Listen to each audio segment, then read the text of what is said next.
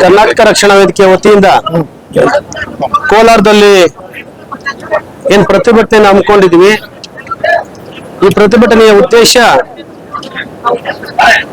ಕೆಲವು ದಿನಗಳ ಹಿಂದೆ ಕರವೇ ಹೋರಾಟಕ್ಕೆ ರಾಜ್ಯ ಸರ್ಕಾರ ಸ್ಪಂದಿಸಿ ಕನ್ನಡಿಗರ ಮೇಲೆ ಒತ್ತಾಯ ಪೂರ್ವಕವಾಗಿ ಹಿಂದಿಯನ್ನ ಏನ್ ಏರಿಕೆ ಮಾಡ್ತಾ ಇದ್ರು, ಆ ಭಾಷೆಯಲ್ಲಿ ಪ್ರತಿ ವರ್ಷ ಲಕ್ಷಾಂತರ ವಿದ್ಯಾರ್ಥಿಗಳು ಕನ್ನಡದ ಮಕ್ಕಳು ಅನುತ್ತೀರ್ಣ ಆಗ್ತಾ ಇದ್ರು.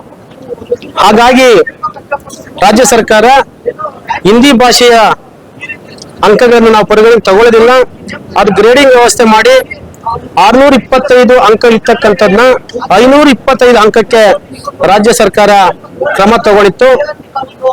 ಅದು ಎಲ್ಲವನ್ನ ಕನ್ನಡಿಗರು ಬಹಳ ಸ್ವಾಗತ ಮಾಡಿದ್ರು. ಸುಮಾರು ವರ್ಷಗಳ ಹೋರಾಟದ ಬಳಿಕ ಇದೊಂದು ಯಶಸ್ಸಾಯಿತು ಅಂತೇಳಿ.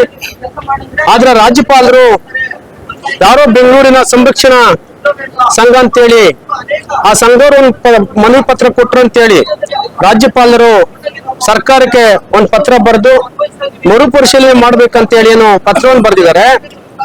ಅದರ ವಿರುದ್ಧವಾಗಿ ಇವತ್ತು ಹೋರಾಟವನ್ನು ಹಮ್ಮಿಕೊಂಡಿದ್ದೀವಿ. ರಾಜ್ಯಪಾಲರ ಕೆಲಸ ರಾಜ್ಯಪಾಲರು ಮಾಡಬೇಕು. ರಾಜ್ಯ ಸರ್ಕಾರವನ್ನು ಆಯ್ಕೆ ಮಾಡಿರ್ತಕ್ಕಂಥದ್ದು ಕನ್ನಡಿಗರ ಭಾವನೆಗಳಿಗೆ ತಕ್ಕಂತೆ ಕನ್ನಡಿಗರ ನೋವುಗಳಿಗೆ ಸ್ಪಂದಿಸ್ತಕ್ಕಂಥ ಧರ್ಮ ಈ ರಾಜ್ಯ ಸರ್ಕಾರದ್ದು. ನಮ್ಮ ತೆರಿಗೆಯಲ್ಲಿ ಜೀವನ ಮಾಡಿಕೊಂಡು ನಮ್ಮ ತೆರಿಗೆಯನ್ನ ಇವರು ರಾಜಾರೋಷವಾಗಿ ಜೀವನ ಮಾಡ್ಕೊಳ್ತಕ್ಕಂಥ ರಾಜ್ಯಪಾಲರು ಇಲ್ಲಿರ್ತಕ್ಕಂಥ ಭಾಷೆಗೆ ಗೌರವ ಕೊಡ್ತಕ್ಕಂಥದ್ದು, ಇಲ್ಲಿರ್ತಕ್ಕಂಥ ಕನ್ನಡಿಗರಿಗೆ ಗೌರವ ಕೊಡ್ತಕ್ಕಂಥದ್ದು, ಕನ್ನಡಿಗರ ಭಾವನೆಗಳಿಗೆ ಗೌರವ ಕೊಡ್ತಕ್ಕಂಥ ಕೆಲಸ ಆಗ್ಬೇಕೆ ಹೊರತು ಕೇವಲ ಉತ್ತರ ಭಾರತದವ್ರನ್ನ ಮನವೊಲಿಸ್ಕೊಳ್ಳೋದಕ್ಕೋಸ್ಕರ ಈ ರೀತಿ ಕಳಿಸಬಾರ್ದಾಗಿತ್ತು. ಕೆಲವರು ಇವತ್ತು ಬಿಜೆಪಿ ನಾಯಕರಿಗೆ ಕೆಲವರು ಹೇಳ್ತಾರೆ ಹಿಂದಿ ಒಂದು ದೇಶ ಒಂದು ಭಾಷೆ ಅಂತೇಳಿ. ಇವತ್ತು ಭಾರತ ಬಹುಸಂಖ್ಯಾತ ಭಾಷೆಗಳಿಂದ ಕೂಡಿರ್ತಕ್ಕಂಥ ಭಾರತ. ಯಾಕೆ ಮಹಾರಾಷ್ಟ್ರದಲ್ಲಿ ಬಿಜೆಪಿ ಸರ್ಕಾರ ಇದೆ, ಅಲ್ಲಿ ಹೋಗಿ ಹಿಂದಿ ತೆಗೆದ್ರಲ್ಲ, ಅವರು ದ್ವಿಭಾಷಾ ಸೂತ್ರ ಮಾಡಿದ್ರಲ್ಲ, ಅಲ್ಲಿ ಮಾತಾಡಕ್ಕೆ ಹೇಳಿ ಬಿಜೆಪಿ ನಾಯಕರಿಗೆ ಹೋಗಿ.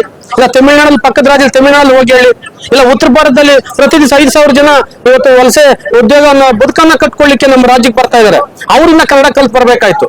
ನನ್ನ ಭಾಷೆ ಇತಿಹಾಸ ಇರ್ತಕ್ಕಂಥ ಭಾಷೆ, ನನ್ನ ಭಾಷೆನ ಉತ್ತರ ಭಾರತದಲ್ಲಿ ಕಲಿಸ್ಲಿಕ್ಕೆ ಹೇಳಿ. ಅಲ್ಲಿ ಮಾತ್ರ ದ್ವಿಭಾಷಾ ಸೂತ್ರ, ಕನ್ನಡಿಗರಿಗೆ ಮಾತ್ರ ತ್ರಿಭಾಷಾ ಸೂತ್ರ. ಇದು ಯಾವ ನ್ಯಾಯ? ಇವತ್ತು ಅವತ್ತು ಕಾಂಗ್ರೆಸ್ ಸರ್ಕಾರನೇ ಮಾಡಿತ್ತು 1968ರಲ್ಲಿ ತ್ರಿಭಾಷಾ ಸೂತ್ರ. ಅದು ಇವತ್ತು ಕಾಂಗ್ರೆಸ್ ತೆಗೆದಿದ್ದಾರೆ. ನಾವೆಲ್ಲ ಹೆಮ್ಮೆ ಕೊಡ್ತಕ್ಕಂಥ ಕೆಲಸ. ಯಾರೇ ಕನ್ನಡದ ವಿಚಾರ ಬಂದಾಗ, ಕನ್ನಡ ಕೆಲಸ ಮಾಡ್ಲಿಕ್ಕೆ ಬಂದಾಗ ನಾವು ಅಭಿನಂದಿಸ್ತೀವಿ. ಆದ್ರೆ ಹಿಂದಿಯ ಹೆಸರಲ್ಲಿ ಈ ಗುಲಾಮ್ಗಿರಿ ಇದೆಯಲ್ಲ, ಅದನ್ನ ಯಾವತ್ತೂ ನಾವು ಸಹಿಸಿಕೊಳ್ಳೋದಿಲ್ಲ. ಮೊನ್ನೆ ಮೈಸೂರು, ಹುಬ್ಬಳ್ಳಿ, ಬೆಂಗಳೂರಿನಲ್ಲಿ ರೈಲ್ವೆ ಇಲಾಖೆನಲ್ಲಿ ಮುಂಬರ್ತು ಪರೀಕ್ಷೆಗಾಗಿ ನಡೆದಂತ ಪರೀಕ್ಷೆಯಲ್ಲಿ ಕನ್ನಡ ತೆಗೆದ್ರು.